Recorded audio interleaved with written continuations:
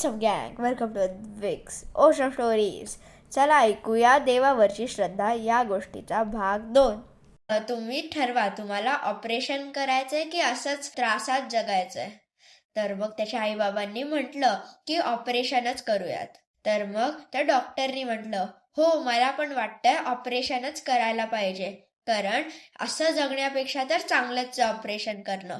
50% तरी चान्सेस आहेत ना. तर मग थोड्या दिवसांनंतर ते आई बाबा त्याच्या मुलाला ऑपरेशनसाठी घेऊन गेले.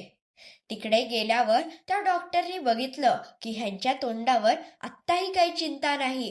म्हणजे 50% चान्सेस असूनही हे काहीच दुखी नाही. हे सगळे एवढे आनंदित कसे आहेत? तो मुलगा पण काही घाबरलेला नाही आणि त्या आई बाबा पण काहीच दुःखी नाही आहेत.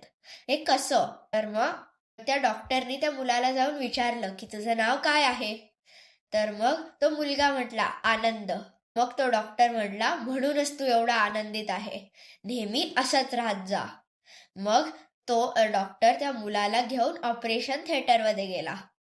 तिकडे त्या डॉक्टरनी मुलाला विचारलं की तुला शेवटच्या वेळी तुझ्या आई बाबांना नाहीतर मला काहीतरी बोलायचं आहे का? तुझी शेवटची इच्छा काय आहे? तर त्या मुलाने त्या डॉक्टरला म्हटलं की तुम्ही आता माझं हार्ट उघडता आहे ना, म्हणजे हृदय उघडता आहे. तर माझी आई मला नेहमी म्हणते की आपल्या हृदयाच्या आत राम असतात. तर जर तुम्ही माझ्या हृदयाच्या आतल्या रामाला भेटला तर मला सांगा की तो कसा दिसतो आणि काय आहे.